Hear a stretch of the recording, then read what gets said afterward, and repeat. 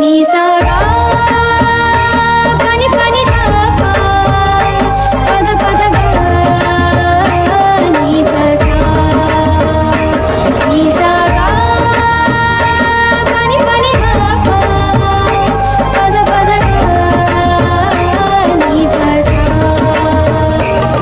ही गाथा अस्तित्वाची शौर्याची पराक्रमाची ही गाथा अस्तित्वाची शौर्याची पराक्रमाची या मातीमधल्या कणाकणातील मौल्यवान रत्नांची या मातीमधल्या कणाकणातील मौल्यवान रत्नांची कर्तृत्व इथे गगनाला भिडे परिमोल जाणून ठेवू व्यक्तिविशेष नमस्कार श्रोते हो, मी आरजे निशा रेडिओ MPSC गुरु या व्यासपीठाच्या व्यक्तिविशेष या सत्रात तुम्हा सर्वांचे सहर्ष स्वागत करते. मित्रांनो, आपण व्यक्तिविशेष हे सत्र नेहमी ऐकत असतो. त्यामध्ये आपण सामाजिक, कला, विज्ञान, क्रीडा अशा सर्व प्रकारच्या क्षेत्रांमध्ये ज्या व्यक्तींनी त्यांची उल्लेखनीय कामगिरी बजावली आहे आणि त्यांच्या कामगिरीचा सर्वत्र ठसा उमटवला आहे अशा सर्व थोर आणि ज्येष्ठ व्यक्तींची जीवनगाथा व्यक्तिविशेष या सत्रात जाणून घेत असतो. चला तर मग आज आपण अशाच एका थोर आणि ज्येष्ठ व्यक्तीची जीवनगाथा जाणून घेऊया, ज्यांचे नाव आहे तात्या टोपे. मित्रांनो, 1857चा स्वातंत्र्य समर म्हटला की आपल्या डोळ्यासमोर झाशीची राणी, नानासाहेब आणि एक धाडसी, चतुर, चिकाटीचा सेनानी उभा राहतो. त्यांचे नाव तात्या टोपे. आज आपण व्यक्तिविशेष या सत्रात तात्या टोपे यांचा जीवनप्रवास जाणून घेणार आहोत. तात्या टोपे यांचे मूळ नाव रामचंद्र पांडुरंग येवळकर असे होते. त्यांचा जन्म 16 फेब्रुवारी 1814 रोजी नाशिक जवळील येवला येथे झाला. मराठी देशस्थ ब्राह्मण कुटुंबात जन्मलेले तात्या टोपे वडील पांडुरंग येवळकर आणि आई रखमाबाई. बालपणापासूनच मराठी परंपरा, शौर्य आणि पेशवाई संस्कार त्यांच्या स्वभावात रुजले गेले. पुढे जाऊन ते बिठूर येथे नानासाहेब पेशवे यांचे विश्वासू सहकारी बनले. इंग्रजांनी नानासाहेबांना पेन्शन नाकारल्यामुळे निर्माण झालेल्या असंतोषातून 1857चा उठाव पेटला आणि 5 जून 1857 रोजी कानपूर येथे बंड उसळले.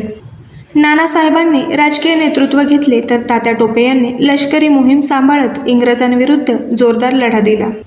काही काळासाठी कानपूरवर बंडखोरांचे वर्चस्व प्रस्थापित केले. मात्र सर कॉलिन कॅम्पबेल यांच्या प्रतिहल्ल्यामुळे नोव्हेंबर 1857 मधील दुसऱ्या कानपूरच्या लढाईत त्यांना माघार घ्यावी लागली. तरीही त्यांनी झाशीच्या राणी लक्ष्मीबाई यांना साथ देत इंग्रजांच्या वेढ्यातून राणीला बाहेर पडण्यास मदत केली आणि दोघांनी मिळून ग्वाल्हेर किल्ला जिंकून नानासाहेबांच्या नावाने हिंदवी स्वराज्याची घोषणा केली. हा विजय इंग्रजांसाठी मोठा धक्का होता. परंतु इंग्रजांच्या जोरदार हल्ल्यात राणी लक्ष्मीबाई वीरमरण पावल्या आणि ग्वाल्हेर पुन्हा इंग्रजांच्या ताब्यात गेला. तरीही तात्या टोपे थांबले नाहीत.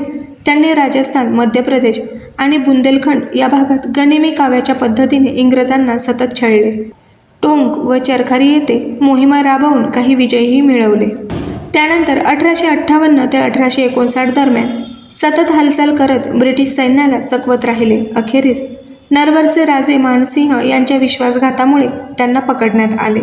शिवपुरी म्हणजेच तेव्हाचे सिप्री येथे खटला चालवण्यात आला. खटल्यात त्यांनी ठामपणे सांगितले की त्यांनी केलेली सर्व कृत्ये आपल्या स्वामी पेशव्यांच्या आदेशाने केली. शेवटी 18 एप्रिल 1959 रोजी शिवपुरी येथे या महान सेनापतीला फाशी देण्यात आली. परंतु तात्या टोप्यांच्या अदम्य धैर्य, प्रेरणा, स्वामी भक्ती, उत्कृष्ट लष्करी डावपेच आणि चिकाटीमुळे तात्या टोपे यांचे नाव भारतीय स्वातंत्र्य लढ्याच्या इतिहासात अजरामर झाले. मित्रांनो, अशा या महान क्रांतिकारकाची गाथा आपल्याला संघर्ष, निष्ठा आणि देशभक्तीची प्रेरणा देते. मित्रांनो, आजची ही माहिती MPSC व सर्व स्पर्धा परीक्षेसाठीही तितकीच महत्त्वाची आहे. मित्रांनो, आज 16 फेब्रुवारी आणि आज तात्या टोपे यांचा जन्मदिन आहे. त्यानिमित्ताने आपण तात्या टोपे यांची जीवनगाथा नुकतीच जाणून घेतली आणि मला खात्री आहे की ही माहिती तुम्हा सर्वांना नक्कीच आवडली असेल. याबद्दल तुम्हाला जर काही फीडबॅक द्यायचे असतील तर त्यासाठी आमचा व्हॉट्सअप क्रमांक आहे 8698869880 म्हणजेच 8698869880. तसेच तुम्ही ऑडिओ किंवा मेसेज स्वरूपातही तुमचे फीडबॅक आम्हाला पाठवू शकता. मित्रांनो, यापुढेही हे सर्व कार्यक्रम असे सुरू राहतील. तत्पूर्वी मी आरजे निशा तुम्हा सर्वांची रजा घेते. पुन्हा भेटूया व्यक्तिविशेष या सत्रात आणि जाणून घेऊया अशाच एका महान आणि ज्येष्ठ व्यक्तीची जीवनगाथा. धन्यवाद. कंपनी सुरू केली होती. ती आज जगातील सर्वात प्रभावशाली आणि महाबलाढ्य सॉफ्टवेअर कंपन्यांमध्ये गणली